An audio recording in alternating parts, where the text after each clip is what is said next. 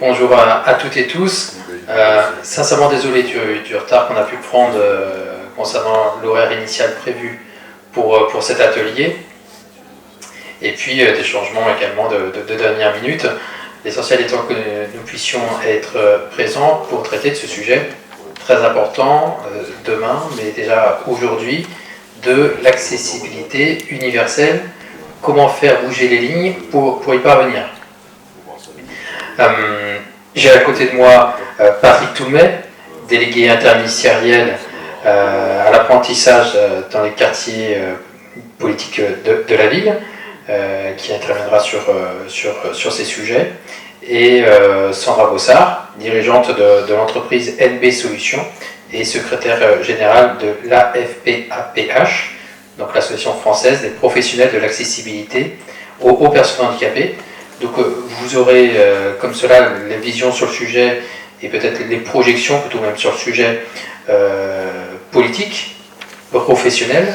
Et puis je me permettrai également de porter la voix sur ce sujet-là associative en tant que président de l'association APHPP, l'Association nationale pour la prise en compte du handicap dans les politiques publiques et privées, une jeune association créée il y a 2 ans qui fédère des acteurs politiques de manière transpartisane, économique, associatif, pour, de manière collective, pouvoir engager un certain nombre de réfléchir et faire un certain nombre de propositions sur tous les sujets de la vie en société et de la société inclusive, et donc notamment, bien entendu, de l'accessibilité, des propositions que nous remettons régulièrement et sur lesquelles nous sensibilisons les parlementaires, les ministres différents en charge des différents portefeuilles ministériels, puisque vous le savez, l'accessibilité est un sujet transversal qui impacte toutes les politiques publiques.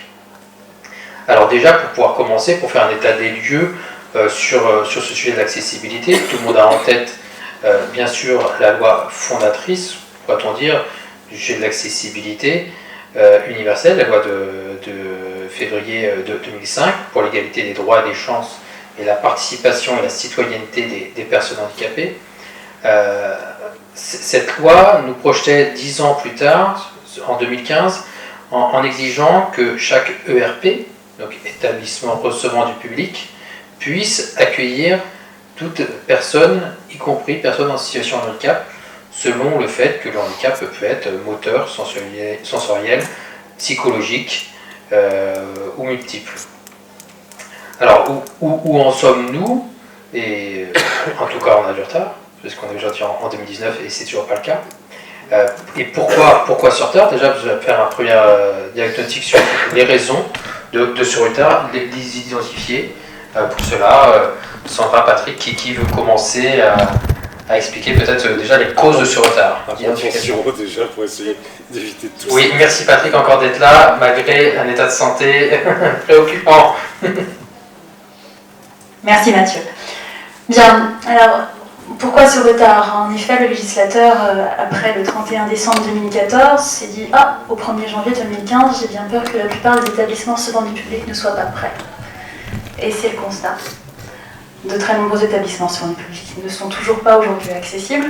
Pourquoi? Car à l'époque, des diagnostics ont pu être réalisés et pour la plupart des gestionnaires de ces établissements, l'accessibilité, un mot qui faisait peur, apparaissait comme coûteuse. Des améliorations ont été apportées, certes, des diagnostics ont pu être menés par des architectes, des bureaux de contrôle agréés, qui relevaient les écarts de conformité entre l'existant et ce qu'il était prévu de réaliser pour améliorer l'accessibilité des lieux. Coûteux parce que diagnostiqués par des personnes très habituées au bâti, qui chiffraient parfois des travaux onéreux, des grosses transformations, n'impliquant finalement que des services techniques ou des personnes responsables des bâtiments. Or, l'accessibilité ne concerne pas que le bâti. Il y a à impliquer toutes les parties prenantes des personnes qui font vivre chaque établissement. Chaque personne qui intervient dans la vie et l'animation d'un hôtel, tiens, par exemple. Il y a à impliquer et mobiliser l'ensemble des équipes qui veulent valoriser leur patrimoine. Car l'accessibilité, finalement aujourd'hui, je crois, commence enfin, et parce que c'est comme ça qu'il aurait fallu peut-être initialement l'aborder, commence à devenir un moyen de valoriser l'existant. J'ai tendance à dire bien souvent que lorsqu'on ne sait plus comment qualifier l'accessibilité, comment la décrire, pourquoi pas la transposer à une démarche qualité.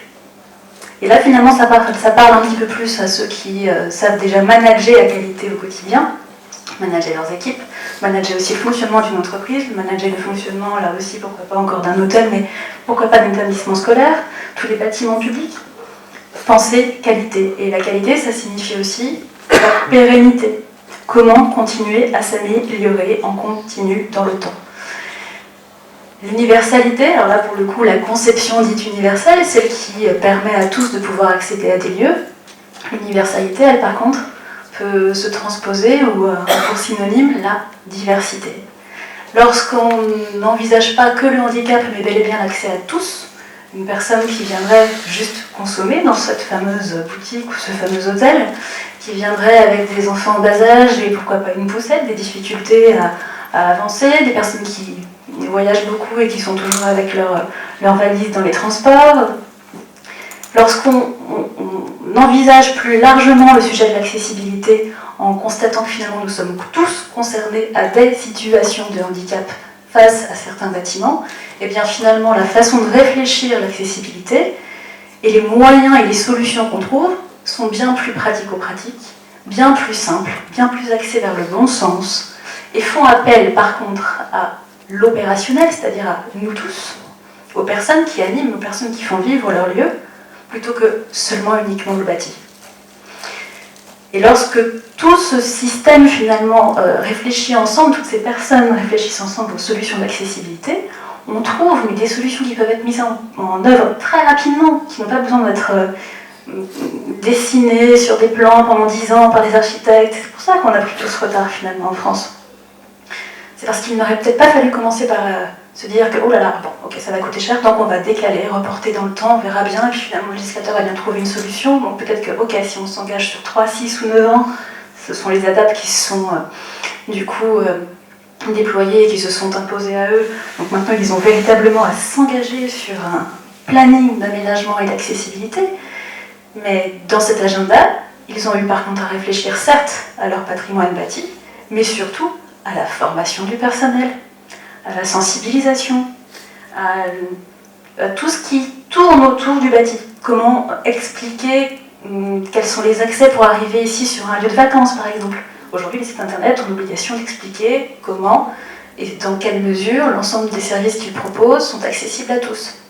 C'est toute une chaîne, la communication, l'information, la signalétique, le repérage, l'orientation sur place, puis finalement l'arrivée dans le bâtiment, des solutions dites aussi d'effets équivalents qui viendront valoriser la qualité de service d'ores et déjà offert aux clients dans chaque établissement. Et quand l'accessibilité est perçue comme un moyen de valoriser le service et d'améliorer encore la qualité du service rendu, eh bien il y a un retour, je dirais, sur investissement qui là finalement fait davantage percuter ceux qui étaient réticents. Et bon, néanmoins ça fonctionne. C'est un axe. Voilà pour un premier exemple. Je vais passer peut-être la parole à M. Soumet.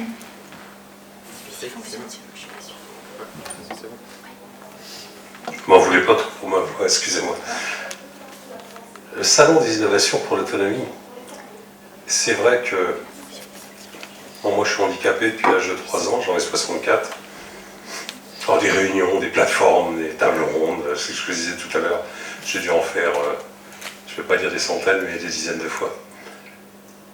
Le salon des innovations, moi je suis émerveillé de voir vous les jeunes qui êtes là, quand vous êtes capables de réaliser des choses sur le sujet handicap. Oui, la technologie m'émerveille parce que je me dis que je suis franchement très surpris des fois de voir l'évolution en quelques années, et je pense que c'est ce que je disais tout à l'heure à mon ami Mathieu, dans les 20 à 30 ans, je crois que ce qui va nous surprendre le plus, c'est les avancées technologiques sur la santé, sur l'aide à personne, sur quand on voit qu'aujourd'hui on produit avec des tissus humains, on reproduit un petit cœur, on a fait un petit cœur il n'y a pas très longtemps, j'ai regardé où je parlais d'un chirurgien tout à l'heure, par la réalité augmentée, qui faisait une intervention d'épaule en faisant le minimum de dégâts possible pour que le patient puisse se remettre très rapidement.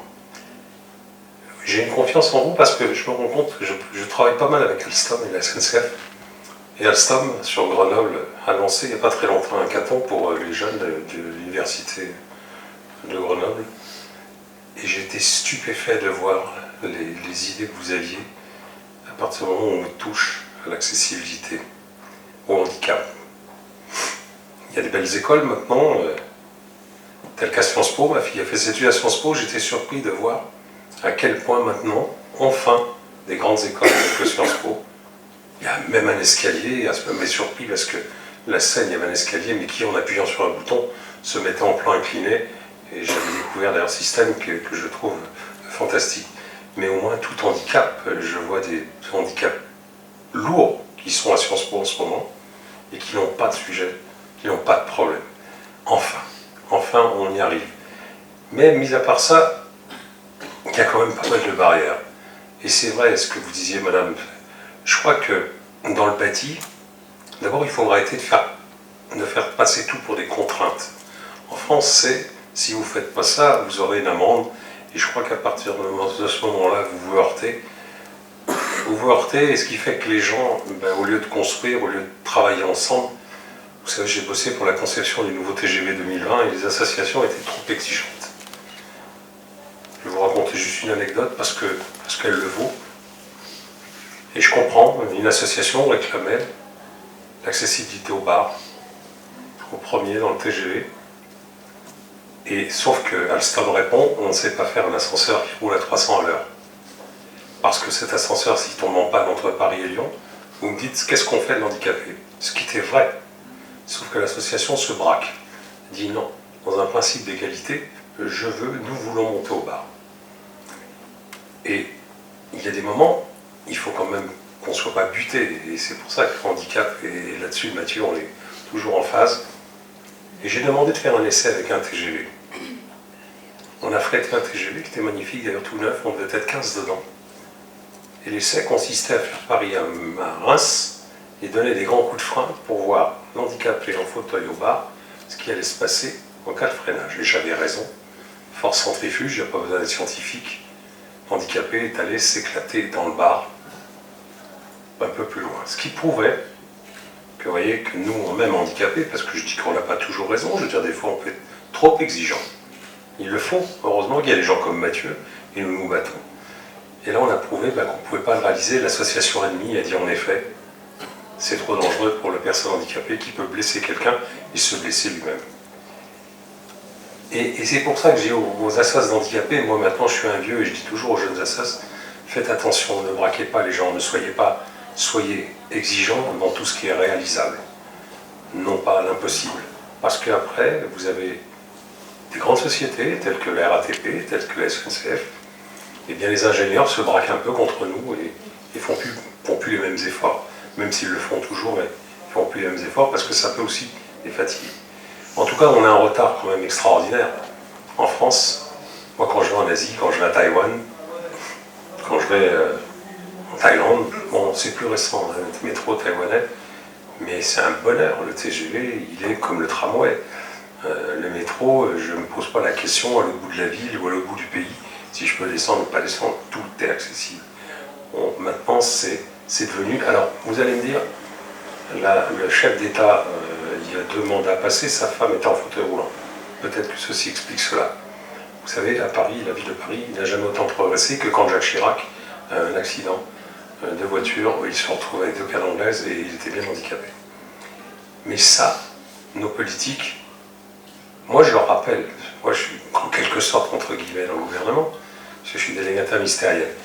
Et je leur rappelle des fois parce que je leur dis que vous avez tendance à oublier. Dans les ministères, on a des sujets d'accessibilité et ça fâche des fois. Mathieu, tu dois rencontrer aussi des obstacles, j'en rencontre des obstacles.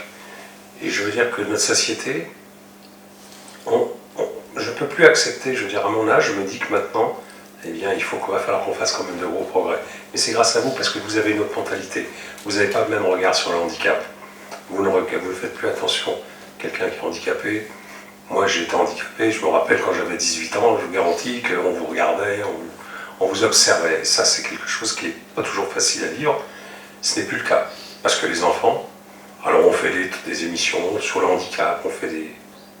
Je vois en ce moment un truc sur France 2, j'apprécie pas trop d'ailleurs, parce que je trouve tout le monde est à poil, tu vois laquelle émission, tu as entendu parler Mathieu, où il y a sur France 2 le soir, où ils sont dans une piscine. Bon, moi j'apprécie pas trop parce que... Vestiaire, voilà. Je trouve ça un peu... Bon. Mais en tout cas, le regard de l'enfant, moi j'adore les enfants maintenant, quand des fois, j'ai une petite fille il n'y a pas longtemps dans un magasin qui me dit « Mais monsieur, t'as pas le droit de rentrer avec ton vélo. » Qu'est-ce que j'étais content, sa maman voulait la disputer. Je dis mais non, la disputer surtout pas. C'est adorable ce qu'elle vient de dire. Et je dis t'as raison ma chérie, je suis obligé de rouler avec quand même. Et c'était mignon, t'as pas le droit de rentrer avec ton vélo. Là, le regard de l'enfant est différent. Donc j'ai confiance en cette jeunesse, j'ai confiance en votre jeunesse. Parce que d'abord si vous êtes là, c'est que c'est un sujet qui vous intéresse. Et il y a tellement de belles choses à faire sur le handicap. Donc, bon, je ne peux pas vous en parler comme ça, parce que je ne veux pas monopoliser la parole, et puis j'ai peut-être des idées qui viendront au fur et à mesure. Moi, j'écoute mes amis, et si vous avez surtout des questions, vous les posez. Pardon, excuse-moi. J'ai pas fait gaffe. Merci. Alors, voilà, c'est une bonne entrée en matière. Avant de vous poser également, que vous puissiez nous poser des questions, sur cet enjeu, on parle beaucoup de la société inclusive et de l'accessibilité, et le discours, souvent politique ou associatif également, voire des professionnels, est que l'accessibilité est un préalable à l'inclusion et donc à la société inclusive. C'est-à-dire pouvoir rendre accessibles les écoles, les lieux d'emploi, les institutions également politiques, pour que les personnes handicapées puissent jouir d'une pleine participation et puissent être véritablement incluses dans la société. Un sujet également que je souhaitais porter et sur lequel Sandra et Patrick pourront réagir. Et est-ce qu'il ne faudrait pas plutôt inverser justement les choses? Est-ce que ce n'est pas l'inclusion qui permettra l'accessibilité? Je m'explique en 2 mots. De plus en plus de personnes en situation de handicap sont à l'aise quelque part, plus à l'aise en tout cas qu'avant avec leur handicap. Il y a moins de ségrégation qu'il y a pu avoir avant, comme a pu le dire Patrick. Les mentalités changent, évoluent, le regard change, quoi qu'on en dise. Est-ce qu'il ne faut pas que les personnes handicapées, justement, puissent davantage être incluses maintenant dans les écoles, dans les entreprises, mais également en politique, pour qu'on puisse identifier ces défaillances d'accessibilité, puisqu'il y en a toujours. Tu as pu certainement en rencontrer dans le cadre de tes missions, moi également, étant élu local en Loire-Atlantique, et c'est parce que justement les personnes handicapées sont incluses qu'on peut diagnostiquer les difficultés. On ne peut pas toujours demander en effet aux personnes valides d'identifier des choses que même nous, même si nous n'étions pas en situation, nous ne pourrions pas en tout cas anticiper. Voilà, c'est une question, si vous souhaitez réagir dessus, peut-être placer l'inclusion avant l'accessibilité, en tout cas peut-être l'inclusion comme solution justement à l'accessibilité, puisque on voit bien qu'on a un blocage aujourd'hui quand même pour avancer dessus. En effet, moi en tout cas je crois que l'un ne va pas sans l'autre, l'inclusion ne va pas sans l'accessibilité et vice-versa. Là encore, moi j'imagine tout de suite, je ne sais pas comment vous visualisez les mots qu'on emploie là, mais inclusion, diversité, qualité, accessibilité, ça va ensemble. Et comme tu le disais très justement, en même temps, là, je parlais tout à l'heure des ABAP et de l'aspect réglementaire pour revenir bassement terre à terre, mais il a fallu donc planifier, prioriser les actions, notamment par, en effet, les établissements donc, publics, encore à commencer par les écoles. La priorité doit être mise sur les écoles, car on le sait tous, la sensibilisation des enfants qui ont un esprit tout sain, tout innocent, comme le disait tout à l'heure Patrick. Enfin, c'était tout petit qu'on apprend à vivre ensemble. Si dès tout petit on ne vit pas ensemble parce qu'on isole des enfants qui seraient peut-être différents mais qui ont justement peut-être un atout, un talent, une qualité que l'enfant, comme tout le monde, n'a pas, eh bien on perd de notre diversité et les enfants du coup ont parfois peur les uns des autres parce qu'ils ne sont pas habitués, ils ne connaissent pas forcément le handicap. Moi, je participe bien souvent les week-ends à pas mal d'actions qui sont menées dans plein de petites communes qui sont formidables. Et parfois, on aperçoit des enfants qui disent « mince, mais j'ose pas aller lui parler parce qu'il me fait un peu peur ». C'était en effet un jeune garçon de 14 ans polyhandicapé, épileptique, qui ne pouvait pas parler. Je dis « bien, on va aller voir sa maman, on va essayer de voir comment on peut en savoir davantage sur la façon dont ce jeune garçon peut communiquer, peut peut-être t'expliquer ou peut-être te faire sentir que là, il se sent bien, là, un peu moins bien ». Et oui, et tout d'un coup, quelque chose s'est passé. Un regard est passé, le lien a été le chien d'assistance notamment, et là c'était merveilleux. Et là, une barrière est tombée. On parlait de barrières, on parlait d'obstacles, d'accessibilité. Ces barrières-là aussi, il faut les faire tomber. Et c'est dès tout petit qu'il faut commencer. Donc l'inclusion dans les écoles, c'est la clé. Ensuite, les sensibilisations. Les après-midi, les week-ends par le sport. Le sport, la performance ensemble, des jeux d'équipe. Tous ensemble, c'est possible, c'est largement possible, parce que les enfants entre eux, ils trouvent des solutions, et super simples, pratiques, qu'on devrait nous tous aussi, d'ailleurs, pouvoir appliquer. Ils s'entraident, viens, c'est pas grave, je vais te tenir, je te tiens la main. Ça, c'est simple comme tout. Et enfin, c'est pour ça que moi aussi, bien sûr, je crois en la jeunesse. En même temps, c'est pas si vieux que ça. Moi aussi. Et parce que, bien entendu, là, il y a des choses formidables qui sont dans les tuyaux. On voit des innovations merveilleuses qui nous permettent de croire que, oui, demain, tout sera possible. Une personne qui aujourd'hui ne peut plus marcher depuis des années parce qu'elle aura malheureusement eu un accident, on sait que demain, via les exosquelettes ou toute autre nouvelle invention, elle pourra marcher. Il y aura des choses, des miracles. Bon. Mais d'ici là, c'est nous tous qui vivons dans cette société. Et à nous tous, peut-être, chaque jour, fixons des objectifs, de faire tomber des barrières comme celle-ci. Et à commencer, moi en tout cas, je crois que c'est la clé, par les enfants qui favorisent l'inclusion de demain. C'était bon. Je vais te passer. Non, mais c'est vrai ce que tu dis au sujet des enfants. L'Italie avait fait l'expérience à l'époque, il y a des années, d'inclure les enfants trisomiques dans les classes dites normales. Oui. Mais le résultat, il avait été extraordinaire. Parce que quand vous avez des petits gamins trisomiques qui se retrouvent avec d'autres enfants, ça marche fabuleusement bien. Vous savez, les enfants, pour ça, sont merveilleux. Il n'y a pas de couleur, il n'y a pas de race, il n'y a pas... Peu importe. Tout le monde s'entend, tout le monde joue et tout le monde s'embrasse. Et heureusement, on a quelqu'un qui s'appelle Sophie Cluzel. Je vais faire de la pub parce qu'elle n'est pas là. Donc c'est plus facile. Le président de la République l'a choisie, pour ceux qui ne savent pas, déjà parce qu'elle est une fille trisomique. Donc le sujet le connaît. Elle sait la difficulté. Et Sophie est quelqu'un qui s'est battu aujourd'hui avec Jean-Michel Blanquer. Blanquer est un mec génial qui est tolérant sur tous les sujets. C'est la première fois que je parle avec un ministre de l'Éducation nationale, en général. Moi je suis du monde de l'artisanat et on se fréquentait pas trop. Mais maintenant je peux garantir qu'on a enfin un ministre avec qui j'ai envie de faire des choses et de parler. Donc ça se passe fabuleusement bien en ce moment, l'insertion des enfants en situation de handicap. Vous savez, quand j'avais 17 ans, moi on m'avait dit tu vas faire prothésiste dentaire. J'ai dit tiens, je vais faire des molaires toute ma vie. Parce que j'étais handicapé, on m'a collé à Garches. Donc à Raymond Poincaré, c'est un établissement pour handicapés. J'avais pas le choix. Parce que j'étais au lycée. Et au lycée, ils avaient peur que je tombe. J'étais pas en fauteuil à l'époque, je marchais avec des cannes. Donc la peur de prendre la responsabilité d'un accident, eh bien ils vont préférer me coller en internat pendant 3 ans. Je le regrette pas, j'étais très malheureux à l'époque, je le regrette pas parce que j'ai aimé mon métier.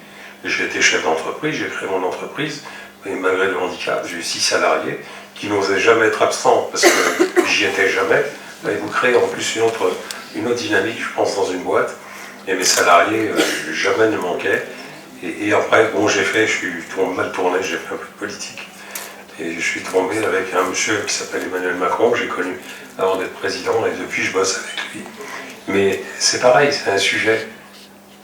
Vous savez, Emmanuel Macron un jour me dit, il savait que j'avais un frère autiste, il dit emmène-moi dans une maison pour autistes, je ne connais pas l'autisme. Et ce qui prouve qu'il faille découvrir le sujet, tous ces sujets, parce qu'il ne connaissait pas, il est venu avec Brigitte Macron, à Mériel, dans le 95, pas très loin d'ici. Il a été bouleversé, il a passé 4 heures, il a été bouleversé. En sortant, il m'a dit, et encore aujourd'hui, il dit, c'est le déplacement que je n'oublierai jamais de ma vie. Parce que c'est pas simple, hein, un adulte autiste qui se met d'un coup à hurler dans un coin, à pleurer dans l'autre. C'est pas simple, et pourtant, quand on les connaît, moi mon frère il avait une tête de plus que moi, il devenait violent quand il n'avait pas ce qu'il voulait, c'est pas simple. La difficulté aujourd'hui, quand un préfet d'Île-de-France n'arrive pas à trouver une place pour son fils, il est préfet, vous imaginez, il est préfet, il ne trouve pas une place, il ne trouve pas un établissement pour son fils. Hein, la réalité, elle est là, la réalité. Donc après, c'est de leur dire, ben voilà, donc du coup, moi à l'époque, pendant la campagne, je m'étais occupé du handicap, même si ce n'était pas ma spécialité, mais je l'ai fait parce que je trouvais que c'est un sujet tellement prenant, tellement intéressant, qu'il fallait que quelqu'un le prenne en main. Et du coup, Macron, c'est vrai qu'il a fait un point particulier sur l'autisme, entre autres.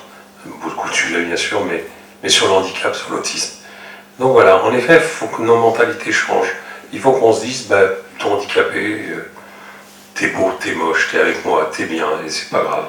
On s'entend, on bosse ensemble, peu importe. Il faut que dans notre société, mais on l'est de plus en plus. Mais si je vous dis, hein, c'est votre génération. C'est votre génération. Moi, j'ai connu la période difficile. Vous savez, quand vous avez 20 ans, vous êtes sur une plage et que tout le monde s'arrête parce qu'il se demande comment le mec handicapé à 4 pattes va aller dans l'eau et va nager ou va prendre son bateau. C'était ça à l'époque. Parce que j'avais passé, à 20 ans, j'avais passé un permis bateau. C'était la révolution. Ils ne voulaient même pas que je passe mon permis bateau. Mais je m'étais battu. Quand Dorine, qui devait venir aujourd'hui, est pilote, elle est tétraplégique, elle est pilote acrobate, et c'est une folle de l'avion, elle est surprenante. Eh bien, ça aussi, ça surprend. Il y a certains qui la regardent comme une extraterrestre. Mais vous voyez, cette époque, à l'âge de 20 ans, pour moi, c'était terrible. Et tous les handicapés que je connais, surtout les polios, donc c'était une maladie encore un peu différente, puisqu'on n'avait pas d'évolution. On souffre des séquelles de polio, on ne souffre pas de notre maladie. Mais tous, on vivait mal cette gêne, ce complexe. C'est pas facile. Et là, je me rends compte, je suis en train de vous faire comme si on était deux à parler. Mais c'est pas grave, je le fais quand même parce que je sais ce que je ressens. Mais ouais, quand vous êtes handicapé, c'est pas facile de dire, vous sortez avec une jeune femme valide. Parce qu'en plus, vous ne laissez pas, surtout pas sortir avec les filles handicapées. Quand vous avez 20 ans, je vous le dis, hein, vous évitez. Mais voilà, c'est ça, c'est la vie, c'est comme ça. Mais à côté de ça, maintenant, moi, bien sûr, je suis content. J'ai dirigé un CFA pendant 14 ans. 20 métiers, capacité de 3000 apprenants. Et donc les jeunes, je les connais, c'est je crois ce qui m'a permis de rester encore un peu jeune. Mais je vois la réaction. Alors moi, ils se marraient, mes élèves, parce que quand Intouchable est sorti, ils me demandaient si c'était pareil pour moi avec les oreilles. Et je disais aux élèves, vous pouvez pas savoir comme c'est merveilleux. Donc ça avait créé un peu le trouble dans les rangs. C'était assez drôle. Mais voilà, ils savaient que moi j'étais handicapé, je suis handicapé, mais je bossais comme eux, je faisais comme eux. Quand on est ado, on fait les mêmes conneries, Mathieu. Hein, on fait les mêmes conneries que tu vois ou que tu vois pas. Et voilà, donc c'est tout ce que l'on veut, je crois que c'est tout ce que l'on désire. Même si je me déraille du sujet, mais le salon des innovations, et d'ailleurs j'ai hâte d'aller voir certaines choses tout à l'heure que j'ai parcouru vite fait, parce que c'est vrai que c'est hyper intéressant. Mais voilà, ce qu'on veut, c'est vivre avec vous les jeunes. Parce que c'est vous l'avenir. Et vous savez, je dis toujours, c'est pour ça que nos politiques, je dis aux politiques que pour faire de la politique, il faut aimer les gens. Ceux qui n'aiment pas les gens, il ne faut surtout pas qu'ils en fassent, sauf que j'en connais beaucoup qui en font. Mais il faut tous se dire, on est tous handicapés en puissance. Moi, je vous voyais dans un fauteuil, j'étais debout avec 2 cannes. J'étais indépendant, ma bagnole, mon machin. Maintenant, si j'ai pas mon mec, j'ai un chauffeur. La chance, je suis au ministère. J'ai un chauffeur qui m'accompagne et qui me lève de mon fauteuil parce que j'ai fait une sciatique cervicale. Au lieu de prendre ma jambe, ça a eu la connerie de me prendre le bras. Ce qu'il fallait surtout pas, mais c'est comme ça. Donc voilà, tous, et les politiques, je leur dis, demain, j'espère que tu ne te rappelleras pas de ce que je t'ai dit, par rapport à tes enfants, par rapport... On a nos gamins qui font du scooter, qui font de la moto, à tout moment. Je veux dire, moi j'ai connu des gens qui étaient en pleine santé, qui se sont retrouvés handicapés. Donc je crois que dans notre vie de tous les jours, c'est rien ça, oui, une planche. Pas celle-ci, elle vaut un peu cher parce qu'elle est en métal, mais vous mettez 4 bouts de bois, c'est la même. C'est la même. Des fois je dis, mais moi des fois je vais dans les conférences, je vous jure que j'ai déjà vu, pas accessible. Ils ont eu l'erreur monumentale de même pas mettre l'accessibilité, alors qu'ils en étaient en fauteuil roulant. Là, il faut être con, c'est différent. Mais c'est ça la réalité. La réalité, elle est là. Alors qu'il y a des choses tellement simples. Je veux dire qu'on peut tous faire des erreurs. Moi, j'ai conçu ma maison, si vous saviez le nombre de choses que je regrette, parce que je n'ai pas pensé à une barre de seuil. Parce qu'à l'époque, je n'étais pas en fauteuil roulant, je marchais. Petite barre de seuil de 2 cm, en fauteuil, boum, vous tapez dedans, et puis ben, ça vous bloque bien. Voilà, donc je m'en veux à moi. Donc je ne peux pas en vouloir à la société quand on fait des erreurs, des conneries. Mais en tout cas, il faut que maintenant on pense de plus en plus. La facilité, c'est tout. C'est juste une question de bon sens, très souvent. Pardon, Mathieu. Merci à tous les deux. Maintenant, je pense qu'il est temps de vous donner la parole. Et puis, à vos questions. Voilà. Et sans gêne, allez-y.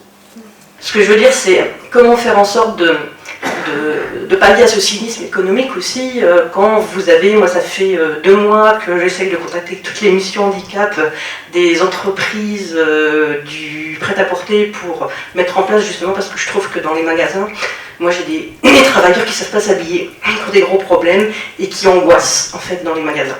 Donc je voulais mettre en place une sensibilité auprès des vendeurs sur l'accueil des handicapés. Je n'ai aucune réponse.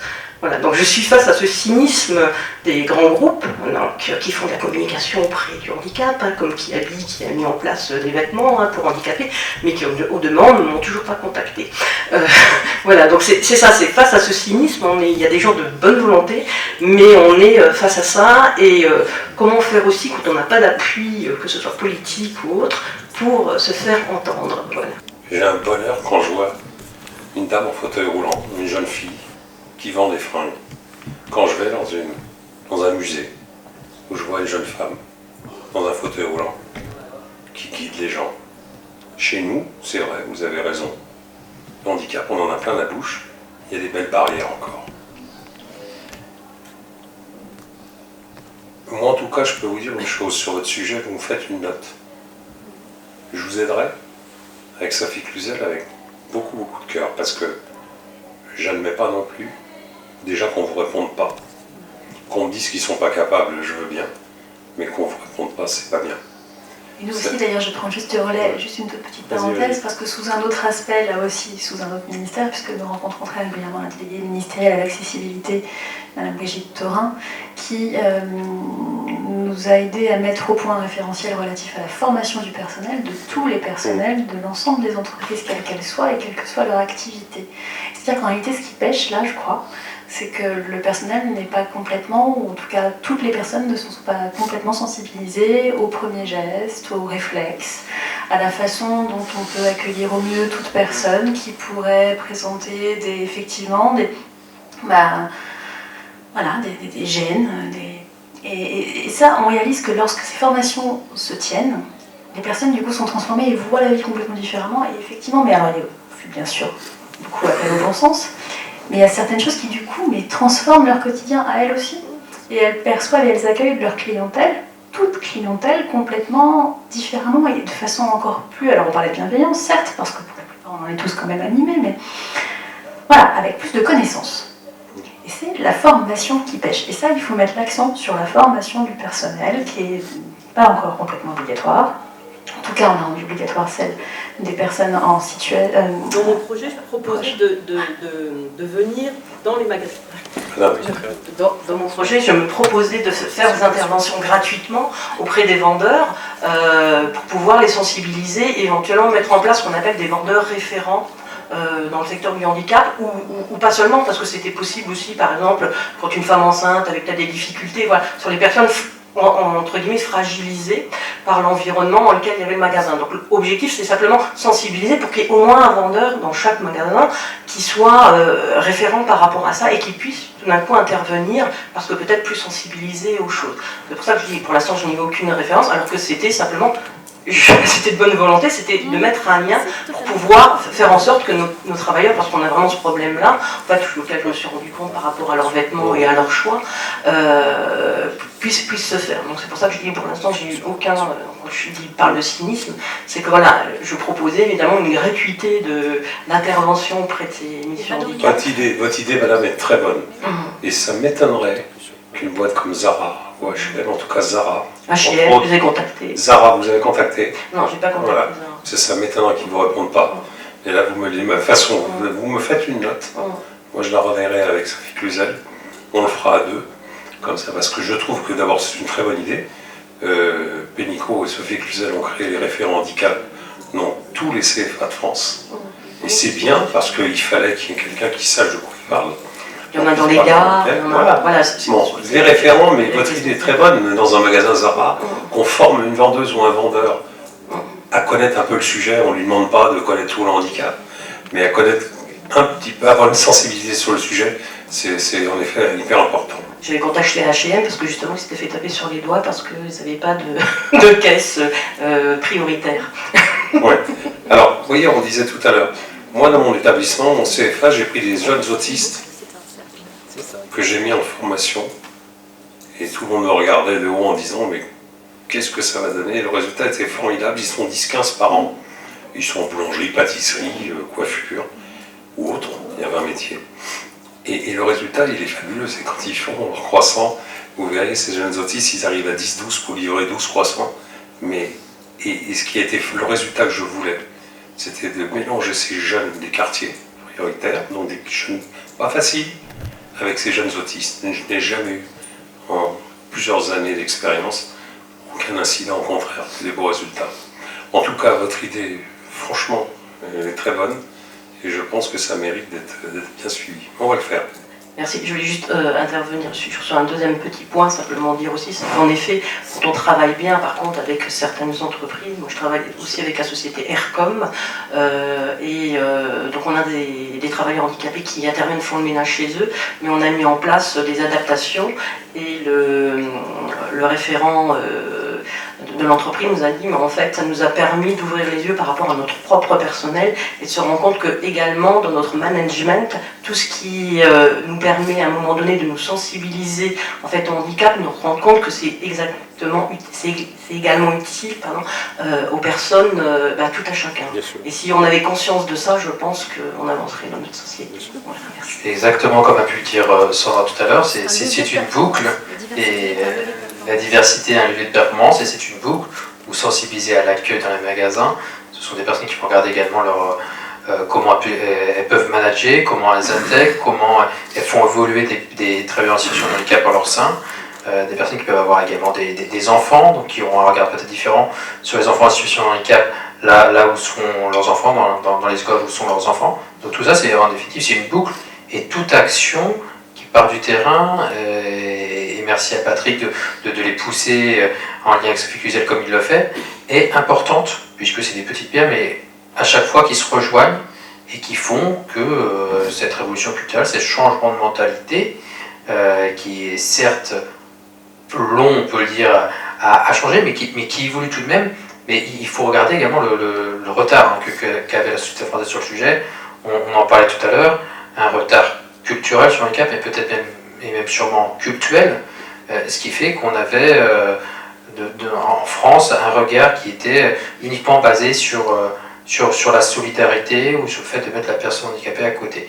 Donc ça avance, peut-être pas assez vite pour nous, c'est sûr, on est là pour faire en sorte que ça puisse avancer plus vite, mais regardons également ce qui avance positivement et surtout surfons dessus pour démultiplier ce qui fonctionne. Peut-être d'autres questions? Ah oui, non, je vais juste préciser. Oui. Parce que notre ami Mathieu, je me suis fait un point d'honneur.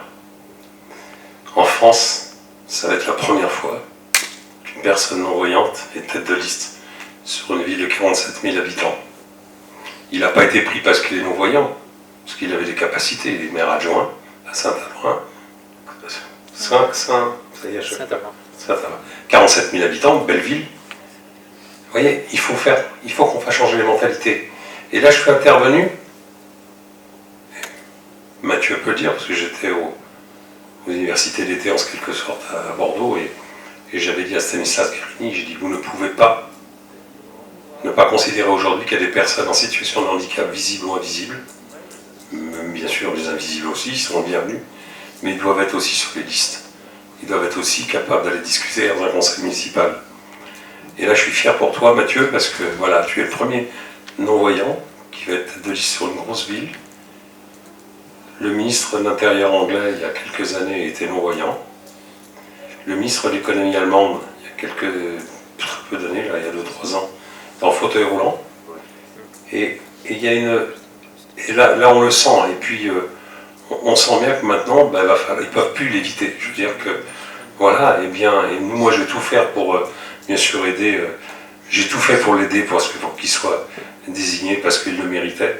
Mais maintenant, je vais tout faire aussi pour qu'il puisse gagner sa ville. Parce que tu mérites aussi. Voilà. C'est un bel exemple. Merci. Pardon.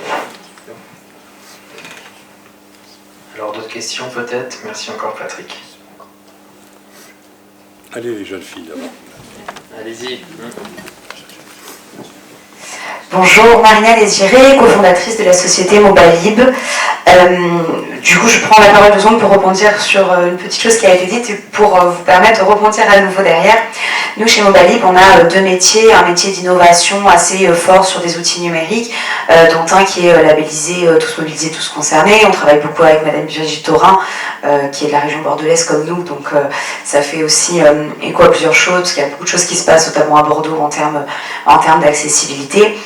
Notre deuxième métier, au-delà d'être acteur de l'innovation sur le secteur, c'est d'accompagner les entreprises, TPE, PME et également grands groupes vers de l'amélioration, la création de solutions qui vont être plus adaptées aux personnes en situation de handicap. Et on se rend compte en fait que, notamment avec les grands groupes et les PME, on a eu sur ces 3 dernières années beaucoup de difficultés à aller vraiment discuter avec eux parce qu'ils ont l'envie, mais derrière, ils ont plutôt l'envie d'un point de vue bienveillant, pas forcément d'un point de vue business. Et moi, j'ai l'impression que c'est un peu, du coup, pour rebondir, c'est un peu ça ce qui manque aujourd'hui. Les politiques publiques travaillent beaucoup, toutes les délégations publiques travaillent beaucoup également en ce sens. Mais nous, jeunes startups qui essayons d'innover sur ce secteur, on a aussi besoin de travailler avec des grands groupes. Et ces grands groupes, la porte d'entrée RSE fonctionne bien, mais malheureusement la porte d'entrée business fonctionne encore pas assez parce qu'ils ne se rendent pas compte aujourd'hui, à mon sens, de l'impact business que le handicap peut avoir sur leur propre modèle économique. Parce qu'arriver à intégrer des solutions plus facilitantes pour des personnes qui vont avoir des difficultés dans telle ou telle situation, mais finalement c'est faciliter l'accès à tout le monde. Et est-ce que quelque part dans vos axes personnels de différents travaux, vous essayez de davantage faire prendre en compte, notamment aux grands comptes, cet impact que le handicap ou le secteur de l'innovation autour du handicap peut avoir sur leur business demain? Exactement, alors là pour le coup ça revient à ce que je disais tout à l'heure sur la valorisation.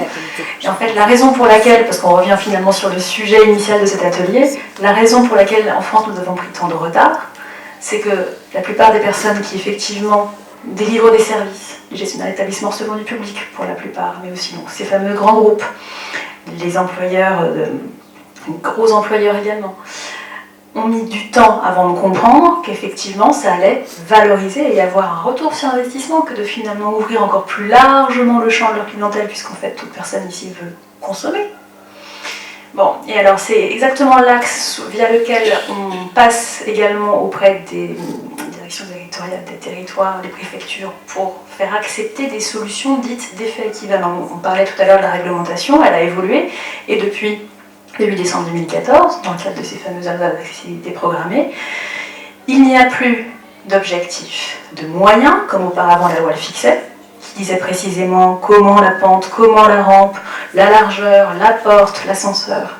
Aujourd'hui, on a un objectif de résultat. Donc libre à chacun d'imaginer la solution la plus adaptée à son produit, au service qu'il veut délivrer, pour permettre à tout client d'accéder à son service.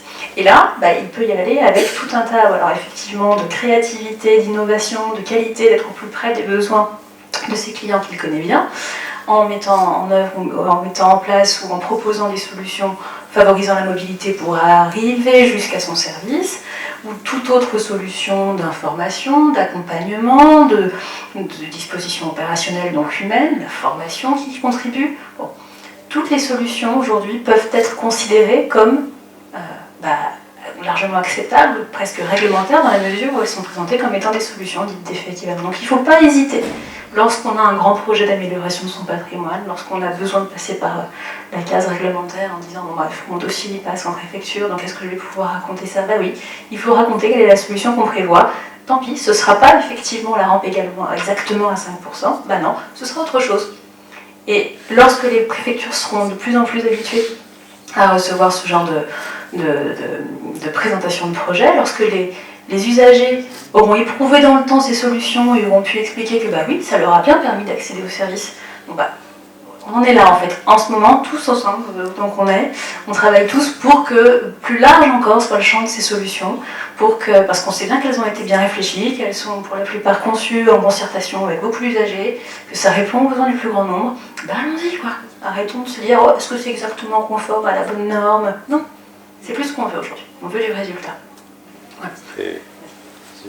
Oui, pour compléter, parce que c'est un sujet sur lequel on travaille au sein de l'association que je préside et qui me touche également personnellement, comment, parce que ça va contribuer forcément au changement de mentalité, comment l'acteur économique peut considérer la question du handicap, de l'autonomie et du vieillissement de la population comme un atout business. C'est déterminant, l'acteur économique est là pour faire tourner sa boîte, pour pouvoir payer ses salariés, comment lui doit pouvoir faire tourner de l'argent, avec qu'il puisse considérer ce facteur-là comme un facteur business.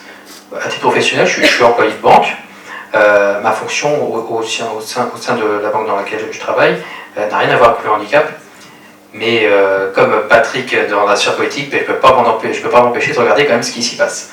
Et puis, quand je regarde ce qui s'y passe, je vois qu'il y a un certain nombre de choses qui sont faites dans le cadre de la direction RSE. Il y a une communication intéressante qui peut être faite également, ça fait parler du sujet. Mais il n'y a jamais ce regard business, en effet, quel produit peut proposer la banque.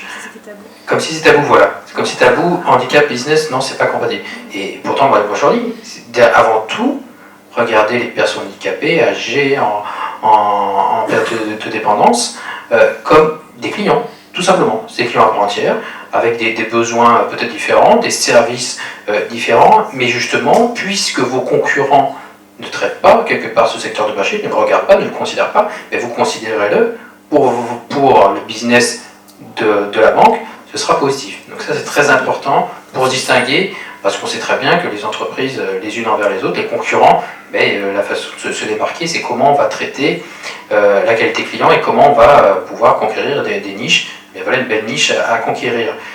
Comment on fait passer le message après au secteur macro, on va dire, économique.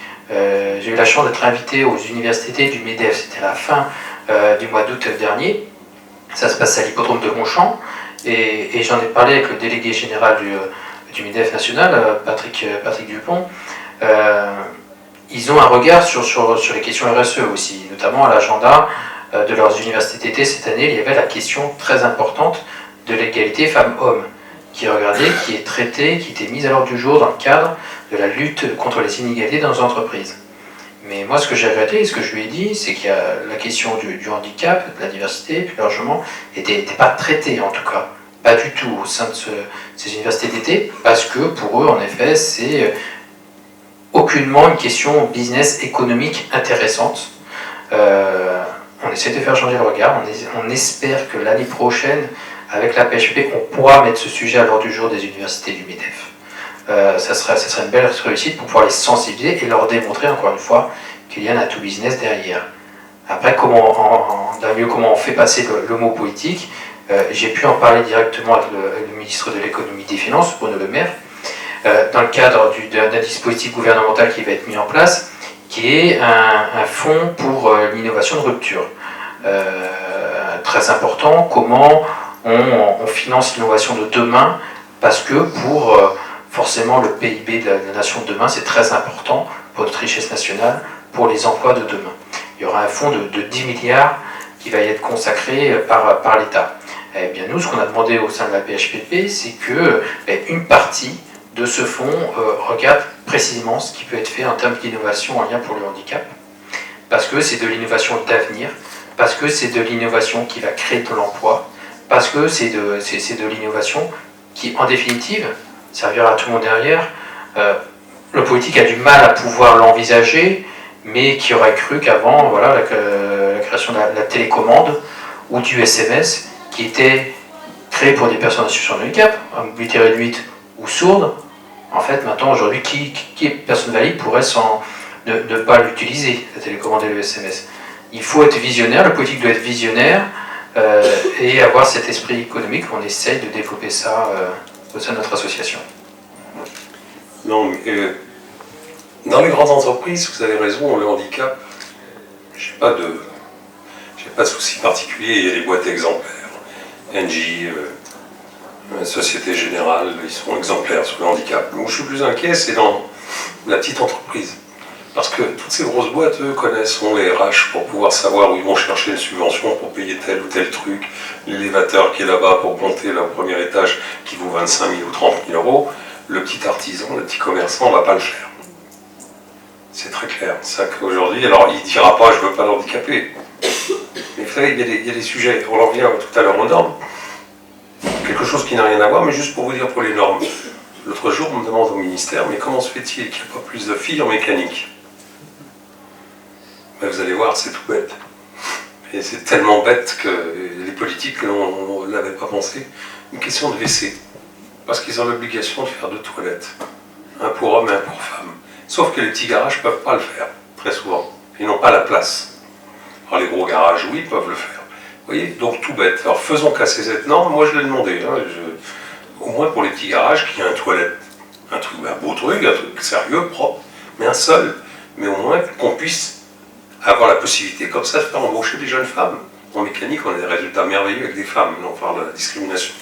C'est pour ça qu'avec les handicapés dans les boîtes, mais c'est...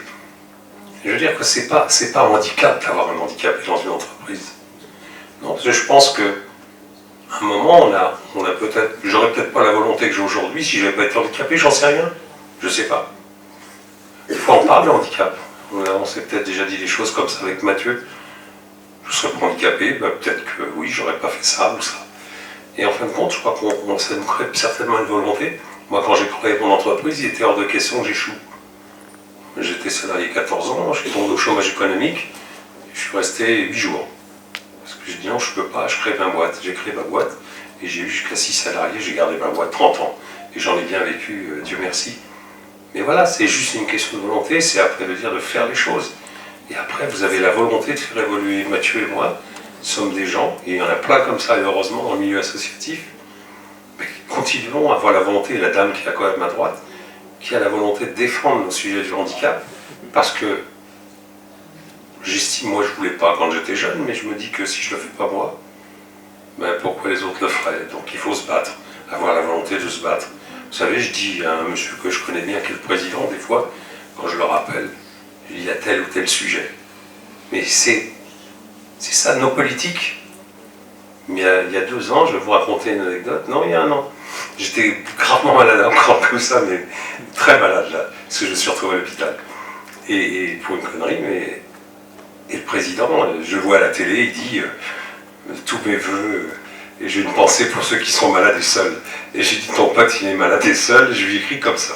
Et il ne le dit pas le soir même, c'est les fêtes, et le lendemain. Et je lui dis, mais viens voir ce qui se passe aux urgences. Parce que ce que j'ai assisté aux urgences, mais c'était Zola. L'hôpital de Gonesse, c'était Zola, c'était juste inimaginable. Et je veux dire qu'à un moment, il faut que les politiques, je lui dis, n'y va pas avec les escortes, les machins, les trucs, vas-y. Et je vous jure que quelques temps après, ils ont fait un déplacement. Et ils l'ont fait en petit comité, mais ils l'ont fait. Parce que il faut voilà, qu'ils pensent à la réalité. Le sujet de handicap, il faut qu'ils se baignent dedans, faut qu'ils... Quand on prend les stagiaires en situation de handicap, on voit des jeunes, des gamins qui ont une énergie mais fabuleuse, qui ont envie de bosser, qui ont envie d'apprendre. Et ça, c'est un sujet, justement, on parle des handicapés. Les handicapés sont peu formés ou mal formés. Et ce qui fait que le taux de chômage est catastrophique au niveau du handicap. Alors, je ne veux pas être gentil, je ne sais pas s'il y a des gens qui sont proches ou pas proches, mais quand je veux rien, je vais voir les MDPH. Comme ça, je suis sûr de rien avoir. Et ça, c'est pas normal. Et ça, je peux le dire, même si ma ministre était là, même si Cluzel était là, parce que je sais qu'elle n'est pas très contente non plus. Voilà, aujourd'hui, les handicapés ont un service qui est d'une lourdeur. Alors nous, bon, on est adultes, mais je pense aux gamins, je pense aux jeunes. Ben, c'est compliqué. C'est compliqué pour eux. Pour revenir à votre souhait tout à l'heure de savoir comment on pourrait s'y prendre pour peut-être convaincre ces PME, grands groupes, de plutôt percevoir le handicap comme étant un moyen, un levier de performance, un levier de résultat. Je crois qu'on pourrait même, sur cette fameuse prochaine université d'été au MEDEF, comme tu le proposais Mathieu, pourquoi pas prévoir que certains grands qui se sont véritablement engagés et qui aujourd'hui ont des retours sur investissement viennent témoigner. Oui, par l'expérience. Parce que certains qui ont voulu et qui ont souhaité et qui ont pu du coup se distinguer. Alors pas seulement en communiquant sur le fait qu'ils étaient prêts à prévoir des vêtements pour personnes handicapées, je pense à peut-être comme Kiabi tout à l'heure, on en parlait, c'est bien de communiquer, mais après il faut être prêt. Il faut aller jusqu'au bout. On parlait de démarche qualité, c'est exactement ça. Il faut aller jusqu'au bout de la mission, il faut aller jusqu'au bout de l'initiative pour qu'elle apporte quelque chose. Donc il faut aller jusqu'à former le personnel pour que là enfin la boucle soit bouclée, que tout le monde soit complètement convaincu que non, le handicap n'est pas du tout un tabou et qu'on a tous à vivre avec et que par moment, et même bien souvent, c'est un levier, ça permet de continuer à croître, voilà, et à se développer. Sur cette question de la mobilisation des petites entreprises ou PME et ETI sur ces questions-là, je pense qu'on a un levier sur la solidarité intra-filière.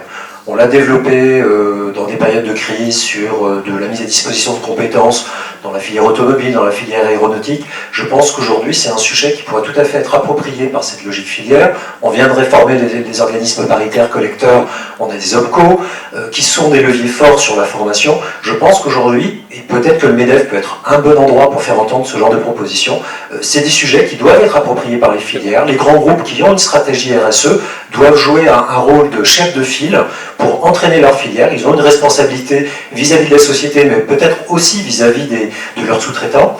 Et je pense que là, on a peut-être un levier qui permettra de faire percoler plus bas dans la société et vers les petites entreprises des thématiques qui aujourd'hui sont appropriées effectivement par les plus grandes, celles qui en ont les moyens, et mettre à disposition le responsable RSE ou à travers un responsable RSE d'un grand groupe donneur d'ordre, être capable de fédérer des plus petits acteurs. Je pense que c'est des leviers qui peuvent être assez utiles et assez efficaces. C'est vrai. Vous avez raison. Moi, je suis tout à fait d'accord avec ça, et je souligne une initiative qui est portée en Loire-Atlantique sur le sujet.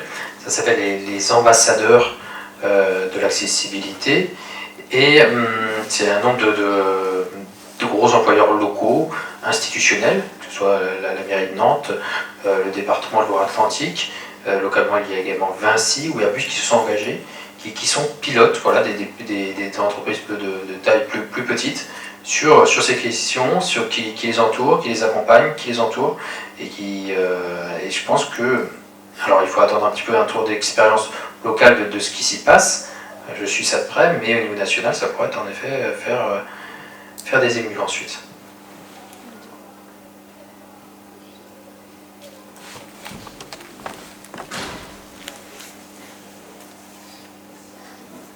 Bonjour.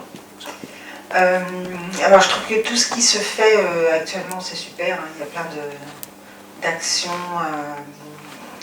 pour les handicapés.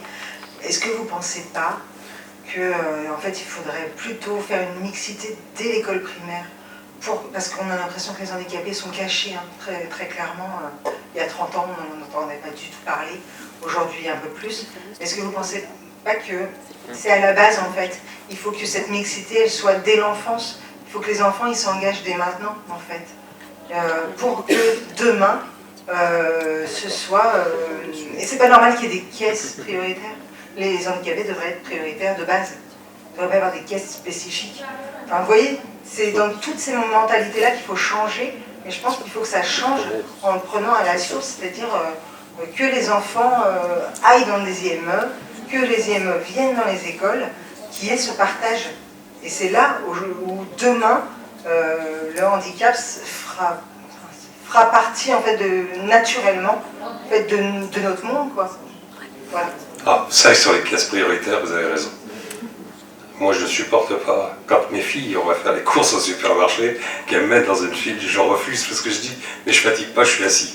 Donc autant la personne âgée, oui moi je suis assis, donc vous inquiétez pas. Enfin quand ça arrange plus mes filles que moi. C'est l'éducation. Moi ça me gêne. Bien sûr, ouais, bien sûr qu'il faudrait une mixité dès l'enfance, parce que, comme on l'a dit tout à l'heure, l'inclusion des enfants trisomiques, vous avez raison, c'est dès le plus jeune âge. C'est dès le plus jeune âge. Il ne faut plus que ce soit... Alors c'est pour ça qu'en ce moment... comment dire? En ce moment, les télés, ils ont des consignes, comme le film là que je vous racontais tout à l'heure, que j'aime pas, la piscine, là, comment ça s'appelle, vous m'avez dit? Le vestiaire, que je déteste. Mais c'est comme ça, parce que j'aurais pas besoin de foutre un handicapé à poil pour faire voir qu'il est handicapé. Donc c'est ce truc qui m'arrête, sur ce truc-là. C'est ce truc qui me dérange, pas qui m'arrête, qui me dérange. Mais mis à part ça, c'est vrai que d'avoir réalisé ça, ouais, l'enfant, devant ces émissions, doit s'en amuser aussi, parce qu'il y a des trucs qui sont marrants. Ça dédramatise. Voilà, tout à fait.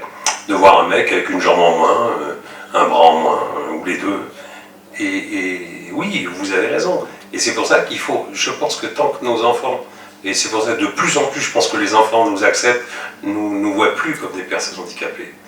Je vous jure que les jeunes, moi je fais les quartiers, même les loulous dans les quartiers, au contraire, ils s'engueulent des fois pour me pousser, en disant « Attends, je le pousse. » Non, voilà, ils réagissent, mais là pour aider. Donc, mais vous avez raison. Je pense que ce sera que comme ça, que par les enfants, la mixité des enfants valide et non valide. Ouais. Écoutez, merci pour l'intérêt de chacune et chacun sur ce sujet. On reste à votre disposition, hein, que ce soit Patrick, Sandra, moi-même. On va prendre une dernière question dans ce cas-là, avant de passer la main à la prochaine atelier. Là-bas, il y a une question là-bas. Bonjour, Cécile Portier, responsable de la Maison Bleue CCS de Poissy. Je voudrais rebondir ce que Myriam a dit. Au fait, donc, avant d'être au CCS de Poissy, j'étais éducatrice spécialisée à l'Institut national des jeunes aveugles. Et j'ai une double casquette puisque je suis également conseillère en accessibilité. La question de l'inclusion au niveau de l'INJA, c'était quelque chose qui existe depuis longtemps, dans le sens où on avait un service d'inclusion scolaire au sein de l'Institut. Et malgré, donc on avait beaucoup d'élèves qui allaient en inclusion, mais j'avais du mal à comprendre pourquoi est-ce que les élèves, lorsqu'ils revenaient à l'internat le soir, nous disaient que ça s'était pas bien passé, que l'école ça allait pas, que ça se passait pas bien, parce que le cours était pas adapté, parce que la relation, le côté social avec les autres élèves était complexe, et finalement décider d'arrêter leur parcours en inclusion scolaire pour revenir sur une scolarité in situ, donc au sein de l'établissement, où là, pour le coup, on a des cours qui sont dans des classes adaptées, où le nombre d'élèves par classe ne dépasse pas 12, qu'il y a un ensemble de professionnels qui sont spécialisés dans la déficience visuelle, quel que soit finalement le champ du métier. Et finalement, je me suis rendu compte que c'est effectivement, les jeunes vont parler de leur handicap, vont indiquer leurs besoins, leurs connaissances, mais finalement, j'ai l'impression que ce qui posait problème, c'était pas au niveau des élèves, mais c'était au niveau des professionnels. Et effectivement, pour avoir du coup réalisé à ce moment-là, dans le cadre d'un mémoire justement sur l'inclusion scolaire des élèves déficients visuels, pourquoi est-ce que les professeurs finalement n'arrivaient pas à inclure finalement correctement et veiller au bien-être des élèves dans ces écoles. Et finalement, ils me mettaient en avant le fait que, par exemple, ils n'étaient pas au courant que sur leur rentrée scolaire, ils allaient avoir un élève DV dans leur classe. Ou parce que ils ne connaissaient pas l'outil de travail du jeune en question. Parce que on ne sait pas il peut faire ou non cette pratique pour le PS. J'ai eu des élèves qui n'avaient pas le droit de faire sport. Parce qu'on ne savait pas si oui ou non il était apte à pouvoir faire le cours. Et du coup, je leur disais, mais il ne faut pas finalement limiter le jeune à son handicap, mais regarder par rapport à ses compétences et ce qu'il sait faire. Et finalement, c'était à la fois donc, changer le regard par rapport au handicap visuel, mais aussi former, ce que vous disiez tout à l'heure, madame, c'est sensibiliser. Et au fait, ce que j'ai essayé d'amener à l'INJA avant de partir, c'était d'essayer de sortir nos compétences de l'Institut pour les amener dans les écoles justement en me disant ici on a un panel de professionnels qui connaissent le champ du handicap visuel et on reste à l'intérieur. On ne va pas transmettre ces informations. Et c'est là où je pense qu'il y a vraiment matière à faire, c'est que les personnes qui sont sensibilisées, qui connaissent, aillent dans les écoles justement former, transmettre et indiquer que bah, voilà, la déficience visuelle, et bah, on va prendre tel et tel élément, voilà à quoi il faut penser en fait. Que dans la chaîne de déplacement par rapport à l'accessibilité, c'est pas seulement effectivement est-ce que le couloir est accessible, est-ce que la classe est accessible, la chaise, la table, c'est pas que ça. C'est effectivement voilà, c'est un tout en fait, c'est vraiment un tout. Et du coup, vous parliez de pub tout à l'heure, je vais faire un petit clin d'œil à un centre de formation dans lequel j'ai été, c'est l'INS-HEA, qui est un centre de formation et de recherche pour l'accessibilité, où j'ai fait justement ma formation de conseiller en accessibilité. Et vraiment, c'est ce genre de centre qu'il faut, je pense, développer. Et du coup, sachez qu'autour de nous, on a des conseillers en accessibilité qui sont là justement pour aider les groupes, les entreprises justement à comment justement penser le handicap comme une valeur et non comme une contrainte. Et prendre le handicap dans sa sphère globale et pas seulement à le cadre bâti, mais effectivement penser plus sur un aspect social et mettre en avant la sensibilisation et la formation. Voilà, merci. Vous avez raison. Oui. Alors vous avez tout à fait raison et merci pour vous rassurer sur ce point très important que vous soulignez. Tout à l'heure Patrick soulignait l'action de Jean-Michel Blanquer et de Sophie Filet sur le sujet. Mais pour aller plus loin sur l'inclusion scolaire, une commission d'enquête parlementaire a été menée par le député Sébastien Jumel, avec lequel j'ai pu débattre du sujet il y a quelques temps sur une radio, sur Radio Orient. Et nous, ce qu'on a poussé, justement, c'est la formation des enseignants à l'accueil d'élèves en situation de handicap. C'est un point important, c'est un point clé qui est cité du coup dans cette commission d'enquête, qui a été remis et dont Sophie a dit qu'elle prendrait acte et sur lequel elle se travailler avec Jean-Michel Blanquer. Donc ça va bouger sur le sujet, forcément, pour vous dire, ça va bouger sur le sujet de la formation des professionnels, mais en effet, je suis d'accord avec vous, ça doit être fait en collaboration avec les associations qui connaissent bien le terrain, si je puis dire, qui l'ont pratiqué, et ça c'est encore très important, et c'est l'enjeu de la participation des personnes handicapées et des associations les représentant dans l'établissement des politiques publiques. Donc il faudra être vigilant à ça, et puis on pourra également échanger, si vous voulez, qu'on puisse relayer votre souhait, en tout cas de participer à ces projets de formation. Il y a une demoiselle là-bas. Toute dernière question, parce qu'après je crois qu'il va falloir qu'on Vraiment toute dernière alors. Alors oui, moi je me présente, je m'appelle Sylvie Mendy, je suis à l'école d'assistante sociale à l'IFSI de Versailles. En reconversion professionnelle, j'étais assistante médico-scolaire. Moi j'ai une question qui se pose à moi en fait. Je remarque que les familles ne sont pas assez accompagnées dans leur handicap, elles sont souvent toutes seules. Elles se retrouvent confrontées à des... Pour nous, c'est ça, rien, mais pour elles, ce sont des... Ils ont la MDPH, il n'y a pas de souci, mais en fait, il n'y a personne qui les accompagne. Les médecins de ville ne veulent pas remplir les certificats, donc c'est compliqué pour eux, ils ne savent pas vers qui se retourner. C'est vrai que je trouve qu'il faudrait améliorer... Vous avez raison, madame. À ce niveau-là. J'ai souri, mais pas parce que je me moquais. J'ai souri parce que... Je souris parce que vous avez raison. Je suis dans des situations des fois, mais ubuesques, où j'ai une personne qui a besoin d'un fauteuil, qui n'a pas de fric, qui se retrouve dans une galère pas possible. La MDPH ne bouge pas. Alors il y a des MDPH qui font le boulot. Hein. Sur le département, je ne veux pas critiquer partout. En Seine-Saint-Denis, quand vous voulez rien, c'est bon, vous les appelez, vous n'aurez rien, ils vous diront, on n'en a rien à vous donner, ça tombe bien. Non, mais non, je blague, mais vous avez raison. Je pense que les personnes en situation de handicap ne sont pas assez aidées. Il n'est pas toujours une question d'argent, il est toujours souvent une question de volonté. De dire on va aider cette personne. Moi, vous savez, des fois, je dis qu'il est tellement facile des fois de prendre un téléphone, d'aider les gens en situation de handicap où des fois il ne suffit pas grand chose, de petits coups de pouce. Vous savez, aujourd'hui, ça n'a jamais été aussi vrai. Quand on dit que le coup de pouce, je pense que plus ça va, plus il en faut pour pouvoir obtenir, pour vous les jeunes, des stages, des emplois. Malheureusement, quand il y a le coup de pouce, ça va mieux. Et alors quelqu'un en situation de handicap, malheureusement, il faut très très souvent ce coup de pouce. Et je reproche à la MDPH, au dispositif, et là-dessus Sophie Cluzel sera là demain, et si quelqu'un a l'idée de lui poser la question, vous verrez qu'elle n'est pas trop contente non plus après la MDPH, parce qu'on juge quand même que le boulot n'est pas très très bien fait. Peut-être pour apporter des solutions, en tout cas répondre favorablement, je crois que nous ici, nous représentons des associations. Oui. Je crois que dans les petites villes qu'on connaît, il y a des collectifs de parents qui s'entraident et qui témoignent de ce qu'ils ont pu réussir, obtenir pour leur enfant. Donc, ne pas hésiter peut-être à faire appel à ce genre de collectif, mais nous représentons les associations, n'hésitons pas. Et là en plus, Mathieu, on a une volonté de porter un peu plus haut certains messages pour justement faire bouger les lignes, pour faire avancer certaines dispositions qui existent déjà mais qui ne sont pas de façon égale prévues pour tous.